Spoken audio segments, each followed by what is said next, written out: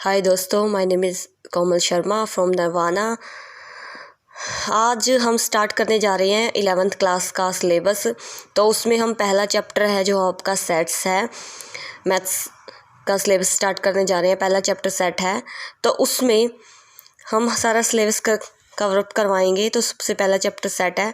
देखो, सेट क्या होता है? Set is a well defined collection of object. Set क्या है?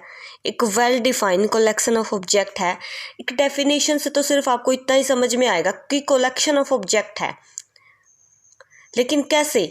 देखो, एक एग्जांपल से बताते हैं आपको। जैसे आप एक अच्छे से कलेक्शन है, जैसे आप collection of all vowels in English alphabets. आपको पता है कि इंग्लिश अल्फ़ाबेट के अंदर 5 वोवल होते हैं, स्वर जो होते हैं 5 होते हैं इंग्लिश अल्फ़ाबेट्स के अंदर। तो आप उनको काउंट कर सकते हो ईजिली, उनको सेट के अंदर भी रख सकते हो। तो वो क्या होता है? एक सेट बन जाता है। वेल डिफाइंड कलेक्शन होते हैं ऑब्जेक्ट्स की, उसी को आप क्या कहते हो? सेट कहते हो उसी को। ठीक है। The collection of river in India. अब आप इसकी भी कलेक्शन कर सकते हो कि हमारे इंडिया के अंदर कितनी रिवर है, हमारे इंडिया के अंदर कितनी रिवर है, उसको भी कलेक्शन कर सकते हो। भी सरस्वती नदी है, गंगा नदी है, यमुना नदी है, इतनी सारी जितनी रिवर है उसको कलेक्ट कर सकते हो। तो ये भी एक सेट बन सकता है। Collection of mathematics books in your library, कि मैथ की आपकी लाइब्रेरी के अंदर मैथ की कितनी बुक्स हैं? 100 बुक्स हैं, 200 बुक्स हैं, 300 बुक्स हैं। अब इतनी तो बुक होंगी नहीं कि जिसको आप काउंट ही नहीं कर पाओ, कलेक्शन ही नहीं कर पाओ, जिसकी अच्छी तरह से एक अच्छे से तरह से कलेक्शन नहीं कर पाओ। तो इतनी तो बुक है नहीं। तो ये भी क्या बन सकता है? एक सेट बन सकता है। ठीक है। और ये जो होती है सेट की, ये नोटेशन होती है सेट की। ये क्या होती है? नोटेशन। ये जो आपकी मतलब नोटेशन कह सकते, नोटेशन नहीं सॉरी, ये ब्रैकेट है जिसके अंदर आप इस सेट को के एलिमेंट को डालते हो। अब ये जो 2 4 6 8 डाला है, ये भी क्या है? एक एलिमेंट है। ये भी क्या है? एक सेट है। ये एलिमेंट है सारे। और ये जो ब्रैकेट में डालने के बाद, करली ब्रैकेट में डालने के बाद क्या बन जाता है? ये सेट बन जाता है। अब ये सेट कैसे बना? देखो, आप इनको काउंट कर सकते हो। 1 2 3 4 एलिमेंट है, इनको काउंट कर सकते हो। ये वेल डिफाइन है, तो आप क्या बोल सकते हो? इसको सेट बोल सकते हो। इनके एलिमेंट जो इसके अंदर बिलोंग करते हैं, जो एलिमेंट इसके अंदर हैं, सॉरी जो ऑब्जेक्ट्स इसके अंदर हैं, उनको आप एलिमेंट कहते हो या इनके मेंबर कहते हो। जैसे हमारी फैमिली है, एक परिवार है, एक परिवार के अंदर 6 सदस्य होते हैं। ठीक है। एक परिवार है, और उस परिवार के अंदर एक परिवार क्या, एक सेट बनता है। एक फैमिली क्या है? एक सेट बनता है। और उसके जो अंदर होते हैं जितने भी पर्सन होते हैं, उनको क्या कहते हो? एलिमेंट बोल सकते हो। एलिमेंट तो मैथ्स की लैंग्वेज में है, बट हम क्या बोलते हैं? मेंबर बोलते हो कि ये मेरा फैमिली मेंबर है, वो मेरा फैमिली मेंबर है।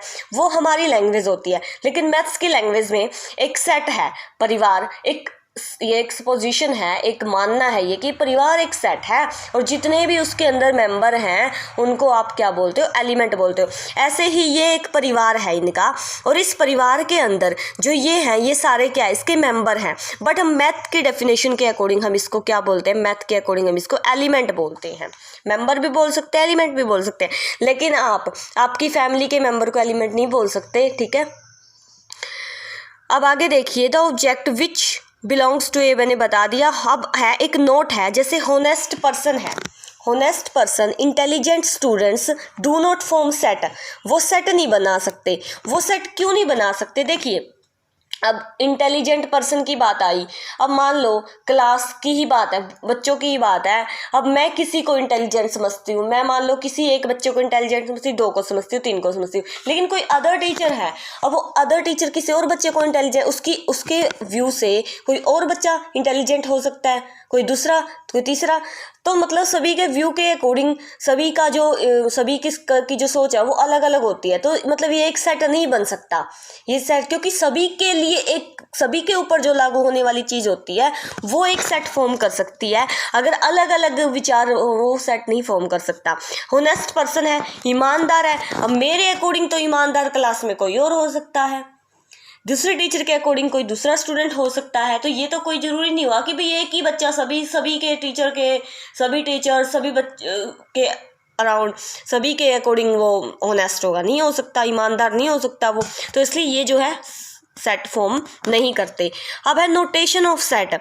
Set are denoted by capital letter. जो सेट्स हैं उनको आप कैपिटल लेटर से डिनोट करते हो, जैसे बड़ा ए, बड़ा बी, बड़ा सी, इनसे आप डिनोट करते हो सेट को, ठीक है। जैसे प्राकृतिक संख्याओं का सेट है, नेचुरल नंबर का सेट है, उसको आप कैपिटल एन से डिनोट करते हो। आगे पढ़ेंगे हम इनके बारे में।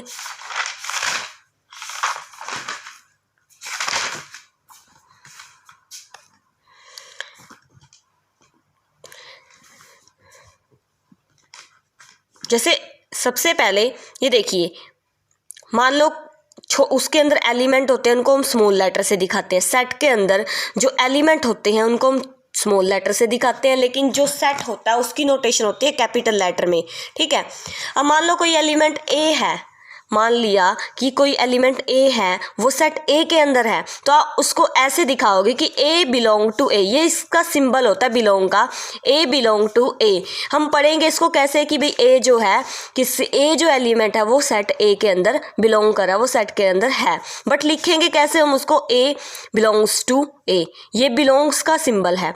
अगर वो नहीं है, उसके अंदर एलिमेंट नहीं है, तो हम क्या दिखा देंगे, ये बिलोंग के निशान के ऊपर एक ये लाइन लगा देंगे। मतलब क्या हुआ, नॉट बिलोंग टू, यानी कि ये इसके अंदर बिलोंग नहीं कर रहा है, ये इसके अंदर एलिमेंट नहीं है। जैसे आपकी फैमिली में 6 सदस्य हैं, मान लो आपके मामा हैं, मान लो आपके मामा हैं। अब वो मामा तो आपकी फैमिली में तो नहीं हुए ना, है रिलेटिव हैं, वो तो आपके फैमिली मेंबर तो नहीं है। तो आप उसको कैसे दिखाओगे कि हमारे मामा जो है वो not belong to our family, वो हमारी फैमिली में बिलोंग नहीं कर रहे, या फिर उसको कह सकते हो कि वो हमारे सेट में बिलोंग नहीं करते। ऐसे ही ए जो है हमारे सेट में बिलोंग नहीं करता।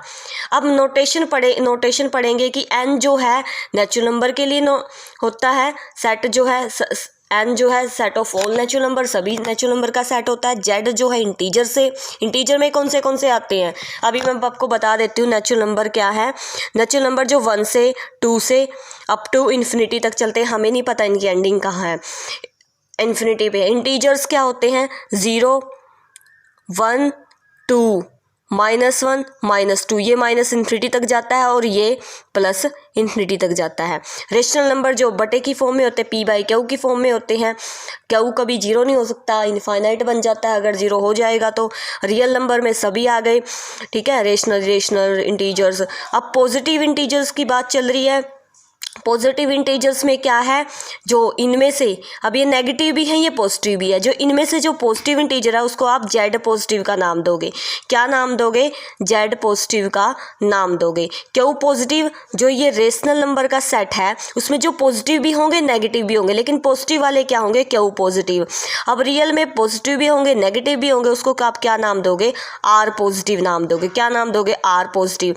अब सी किसके लिए है, सी है आपका कॉम्प्लेक्स नंबर के लिए। ये आप पढ़ोगे 5th चैप्टर के अंदर, कॉम्प्लेक्स नंबर पूरा चैप्टर है ये, जो आयोटा की फॉर्म में होते हैं। जैसे आप लिखते हो, क्या लिखते हो आपने लिख दिया √-1, √-2, ये कौन से नंबर होते हैं, ये नंबर होते हैं आपके कॉम्प्लेक्स नंबर। कौन से नंबर होते हैं, कॉम्प्लेक्स नंबर। आप इसको √2 आयोटा भी लिख सकते हो, क्योंकि √-1 जो होता है आयोटा के इक्वल होता है। ये आप 5th चैप्टर का काम है, 5th चैप्टर के अंदर आप पढ़ोगे इनको। थैंक यू, आज के लिए इतना ही। अगर इस चैप्टर में से कुछ पूछना हो तो कमेंट करके पूछिए, यहाँ से कुछ भी पूछना हो। Thank you.